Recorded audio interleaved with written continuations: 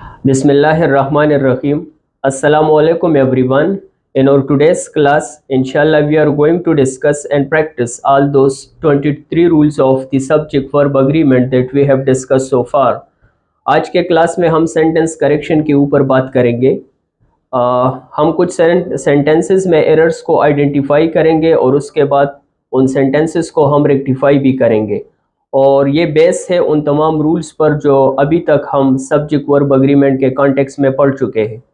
हर एक सेंटेंस के बुनियादी 5 पार्ट्स होंगे और वो लेवल होंगे 1, 2, 3, 4 एंड 5। आपने आइडेंटिफाई करना है कि मिस्टेक किस पार्ट में पाई जाती है, और उसके बाद आप लोगों ने उस मिस्टेक को करेक्ट भी करना है। हर एक सेंटेंस के बाद आप वीडियो को पास करें और हर एक सेंटेंस को खुद से करेक्ट करने की कोशिश करें। So let's start. Number first sentence is his watch and my digital camera was stolen. अब अगर हम इस सेंटेंस को एनालाइज करें तो हमारे पास एक कंपाउंड सब्जेक्ट है, his watch and my digital camera. दो सैंपल सब्जेक्ट है और वो ज्वाइन हुए हैं एंड से। हमने रूल पढ़ा था सब्जेक्ट वर्ब अग्रीमेंट में कि अगर हमारे पास दो सिंपल सब्जेक्ट हो और वो दोनों एंड से ज्वाइन हो और अलग अलग सब्जेक्ट हो, वो एक चीज़ को रेफर नहीं हो रहे हो या एक ही पर्सन के बारे में बात नहीं कर रहे हो, तो उनके साथ वर्ब प्लूरल लगेगा। His watch and my digital camera was stolen. आप एरर को आइडेंटिफाई करें। एग्जैक्टली सब्जेक्ट प्लूरल है, इसी वजह से वर्ब भी प्लूरल लगना चाहिए, were stolen not was stolen, क्योंकि वॉच और कैमरा दो अलग सब्जेक्ट है, दोनों एंड से ज्वाइन है, तो इसी वजह से ये एक कंपाउंड सब्जेक्ट है और कंपाउंड सब्जेक्ट के साथ वर्ब भी हम प्लूरल लगाते हैं, सिंगुलर नहीं लगाते। नंबर सेकंड इज और friend as well as or group are planning to enroll in this course।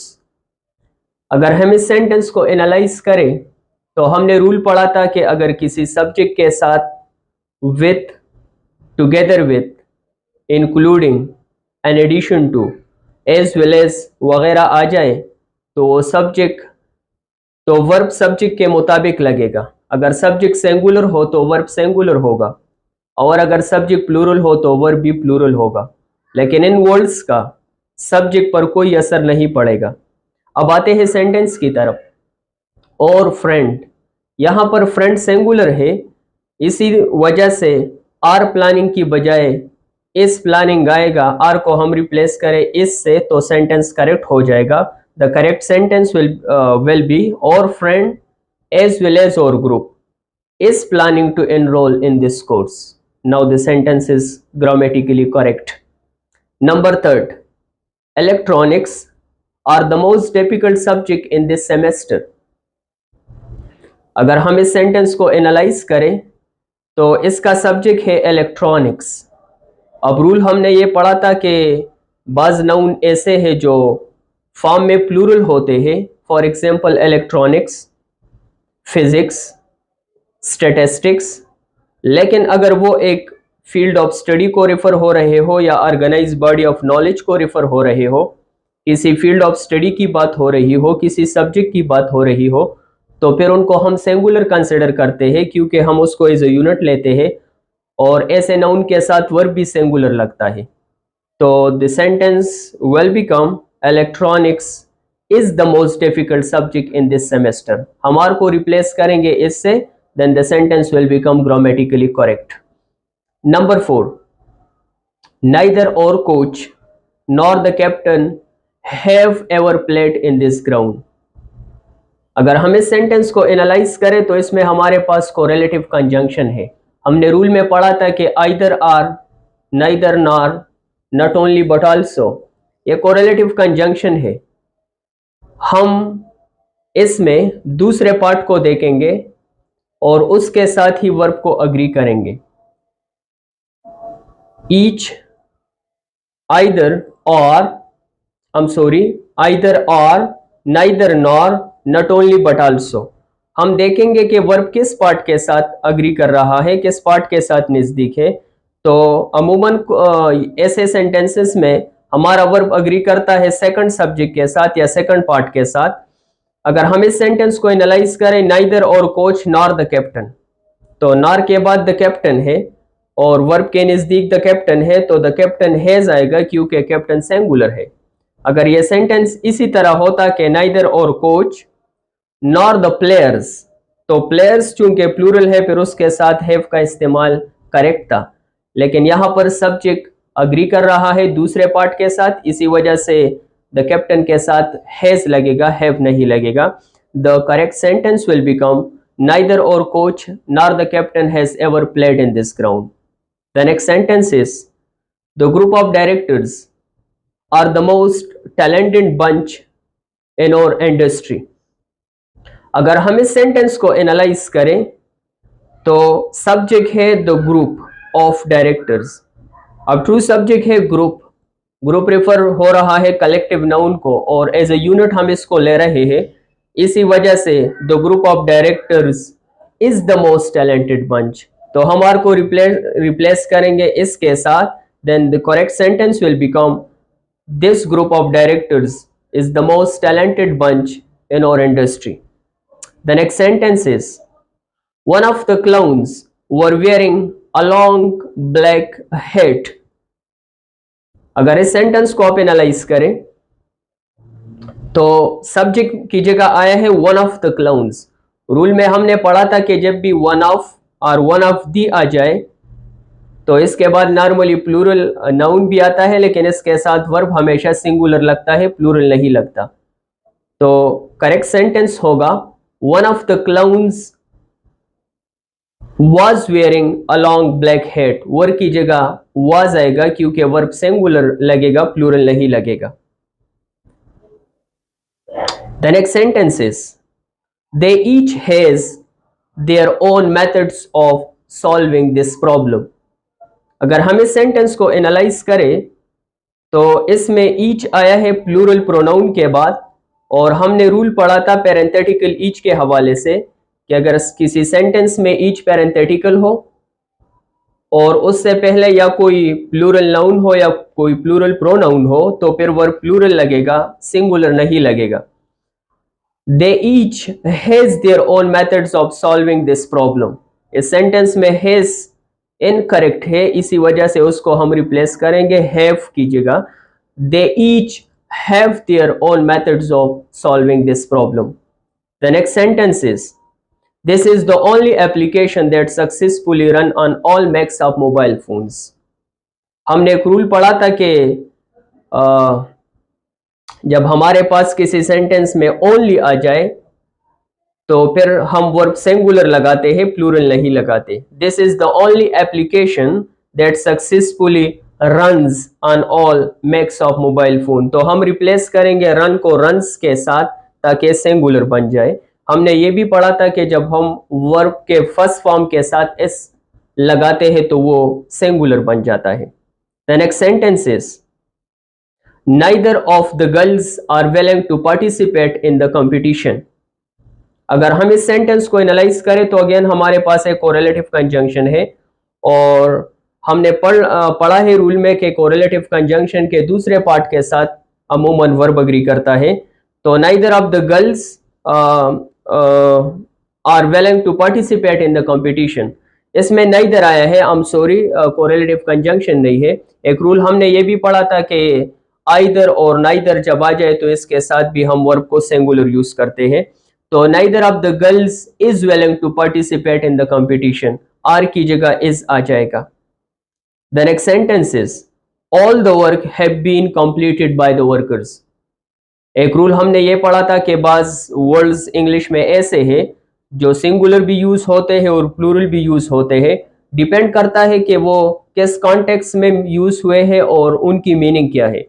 इस सेंटेंस को जब हम एनालाइज करते हैं तो ऑल द वर्क को हम कलेक्टिविटी में देख रहे हैं, तमाम वर्क को एज ए यूनिट ले रहे हैं, तो हैव को हम रिप्लेस करेंगे हैज से के साथ। All the work has been completed by the workers. The next sentence is I'm replacing my furniture as it has become very old. अगर हम इस सेंटेंस को एनालाइज करें, all the work I'm replacing my furniture as it has become very old. Furniture के साथ has इस्तेमाल हुआ है, तो what do you think? Is it a grammatically correct sentence or does it need some improvement or correction? हमने पढ़ा था कि बज़ नाउन ऐसे होते हैं जो हमेशा सिंगुलर फॉर्म में यूज होते हैं और उनके साथ वर्ब भी प्लूरल लगता है अगर हम उसको एज ए यूनिट कंसिडर करें। उसमें एक फर्नीचर भी था, इंफॉर्मेशन थी, लगेज था, पोइट्री थी, एटसेट्रा। तो इस सेंटेंस में कोई मिस्टेक नहीं है। The sentence is grammatically correct that I am replacing my furniture as it has become very old. The next sentence is the reports of his homecomings was brought by his friend. I'm repeating the sentence. The reports of his homecoming was brought by his friend.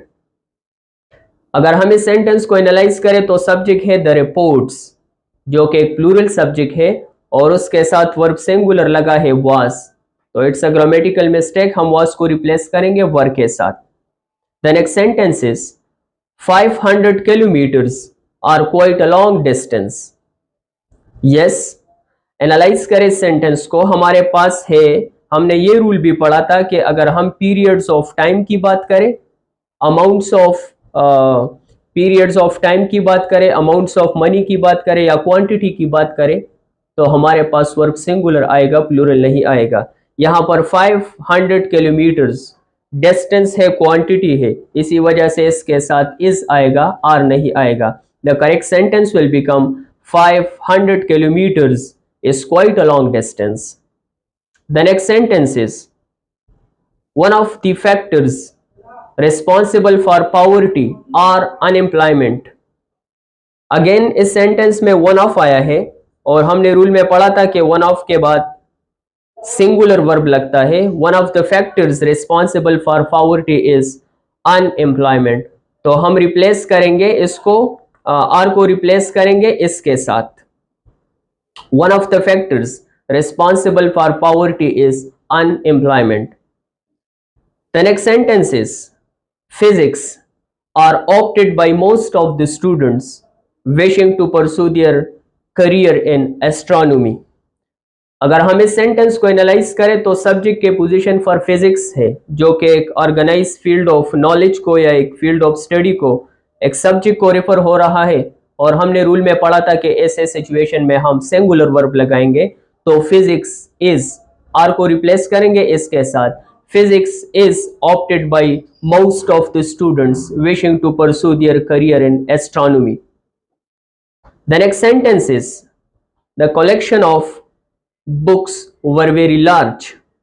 अगर हम इस sentence को analyse करें, इसमें subject है collection, जो कि refer हो रहा है एक कलेक्टिव नाउन को, तो द कलेक्शन वास, तो हम वर्ब को रिप्लेस करेंगे वास के साथ, क्योंकि कलेक्टिव नाउन अगर एज ए यूनिट इस्तेमाल हो रहा हो फिर उसके साथ वर्ब सिंगुलर लगता है, लेकिन अगर कलेक्टिव नाउन इंडिविजुअल मेंबर्स या इंडिविजुअल यूनिट्स को रेफर हो रहा हो तो फिर वर्ब प्लूरल लगता है, सिंगुलर नहीं लगता। The collection of books was very large. The next sentence is Ram along with his friends are going on a long drive. इस सेंटेंस को एनालाइज करने के बाद पता चलता है कि हमारे पास फिर वही कंडीशन है कि अगर विद आ जाए, along with आ जाए, as well as आ जाए, together with आ जाए, एटसेट्रा, तो वर्ब अग्री करता है सब्जेक्ट के मुताबिक। अगर सब्जेक्ट सिंगुलर हो तो वर्ब सिंगुलर होगा और अगर सब्जेक्ट प्लूरल हो तो वर्ब प्लूरल होगा। रैम सिंगुलर सब्जेक्ट है, इसी वजह से रैम के साथ वर्ब सिंगुलर आएगा, तो हम आर को रिप्लेस करेंगे इसके साथ। RAM along with his friends is going on a long drive, तो आर को रिप्लेस करेंगे इसके साथ। The next sentence is are there any news about your lost child? अगर हम इस सेंटेंस को एनालाइज करें तो इसमें हमारा सब्जेक्ट है न्यूज। तो न्यूज ऐसा नाउन है जो फॉर्म में सिंगुलर है लेकिन मीनिंग, जो फॉर्म में प्लूरल है लेकिन मीनिंग में सिंगुलर है, और हमने पढ़ा था कि ऐसे तमाम नाउन के साथ हम सिंगुलर वर्ब इस्तेमाल करते हैं, प्लूरल इस्तेमाल नहीं करते। The sentence will become is there any news about your lost child. तो मिस्टेक पार्ट पास में है, हम आर को रिप्लेस करेंगे इसके साथ। And the last sentence is most of the building in the city is very well planned. अगर हम इस सेंटेंस को एनालाइज करें तो जो रूल हमने पढ़ा था कि बाज वर्ड्स ऐसे हैं ऑल, मोस्ट एटसेट्रा, जिनका वर्ब अग्री करता है according to the meaning the words convey. अगर वो सिंगुलर सेंस कन्वे कर रहा है तो वर्ब सिंगुलर लगेगा, और अगर वो प्लूरल सेंस कन्वे कर रहा हो तो फिर वर्ब प्लूरल लगेगा। अगर हम इस सेंटेंस को देख ले, मोस्ट ऑफ द बिल्डिंग, ज्यादातर बिल्डिंग्स, इन द सिटी, तो हम ज्यादा की बात कर रहे हैं कि ज्यादा बिल्डिंग मीन हम तादाद की बात कर रहे हैं। एक से ज्यादा 9 भी हो सकते हैं, 10 भी हो सकते हैं, सैकड़ों हजारों में भी हो सकते हैं। तो हम वर्ब प्लूरल लगाएंगे, most of the building in the city are very well planned. तो मिस्टेक पार्ट 4 में है, हम इसको रिप्लेस करेंगे आर के साथ। Thank you so much. I hope you enjoyed the video. See you inshallah in the next video. Thank you so much.